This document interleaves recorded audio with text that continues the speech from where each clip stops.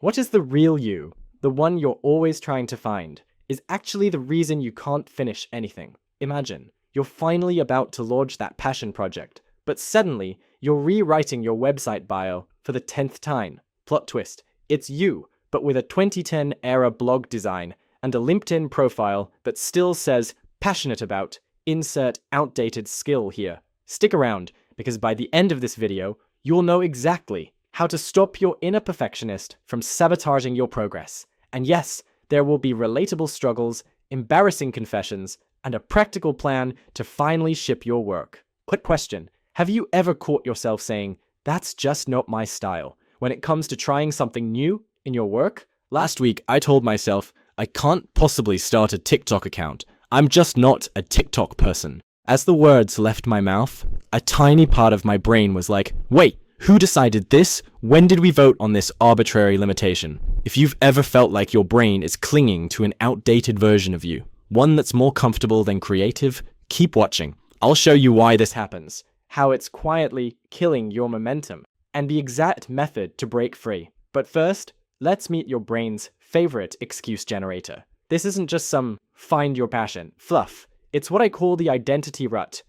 Your self-image, once your comfort zone, is now quietly suffocating your creativity. Think of it as your inner critic gone wild, attacking the very ideas it's supposed to nurture. And here's the urgent bit. Every day you stay in this rut, your skills get rustier. The longer you wait, the harder it gets to break out and stay relevant. So, if you've ever wondered why you keep starting projects you never finish, why you're still using the same fonts you used in college, or why you're trying to impress people who aren't even your target audience, spoiler, it's not a lack of talent. It's your brain hardwiring your limitations, like a Spotify playlist that only plays your old emo phase. Let's get uncomfortably specific. Here are 5 ways your identity becomes a trap.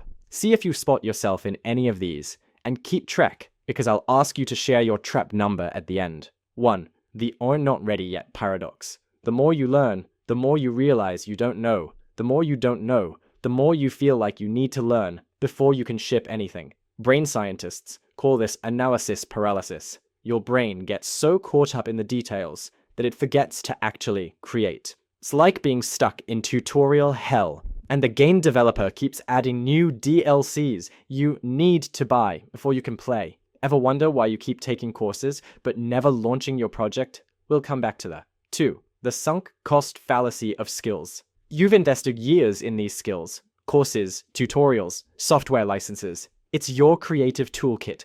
Letting go feels like throwing away perfectly good tools. This is why the graphic designer who secretly wants to be a UX writer stays in graphic design. It's not just about the money. It's about not wasting the skills they've acquired. Quick aside, my brain still replays my best Photoshop skills from 2010 whenever I'm avoiding learning Figma. Thanks, brain. Super helpful. 3. The social media echo chamber. Enter the comparison police. Friends, followers, influencers, and that random comment on your last post. They all built a little box for you. Breaking out feels like betraying your brand, even if you don't even like your brand anymore. Your brain's need for validation is stronger than its need for originality. We'll literally copy other people's styles just to get likes. 4. The comfort zone illusion. Your current style feels safe because it's familiar. The new style? No guarantee it'll work. This is your inner critic, your brain's fear center, treating trying a new style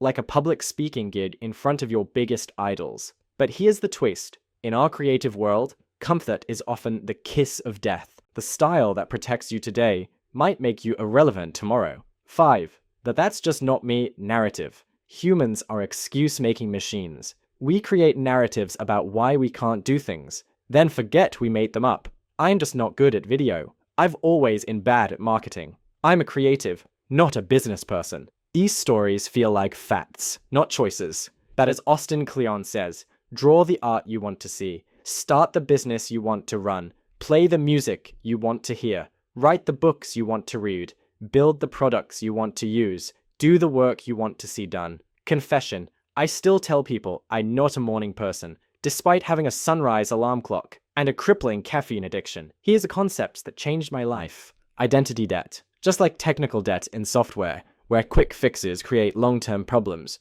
Identity debt accumulates when you keep reinforcing an outdated version of yourself. Every time you say, "that's just not me," to avoid trying something new, you're adding to your identity debt. Every time you stick with outdated tools because they're comfortable, you're compounding interest on that debt. And just like financial debt, the longer you ignore it, the harder it becomes to pay off. I accumulated massive identity debt as the Photoshop guy, long after the industry had moved on. I spent years saying, "I'll learn new tools later," while watching younger designers zoom past me with skills I dismissed as not my style. The interest on my identity debt, lost clients, stagnant rates, and the creeping feeling that I was becoming irrelevant. What identity debt are you accumulating right now? And what's the interest rate on your creative future?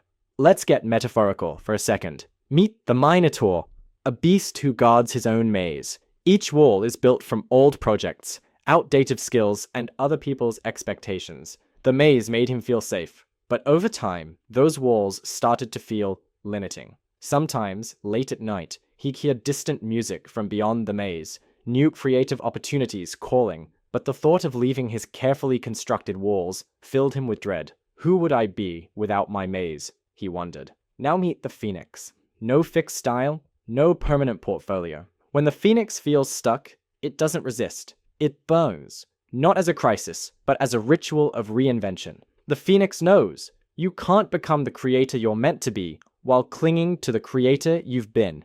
The Minotaur defends the maze. The Phoenix starts again, but this time with wings. And here's the kicker. Every successful creator you admire has had to kill their former style at least once. In a minute, I'll show you how to do this without deleting your entire Instagram. So here's your crossroads.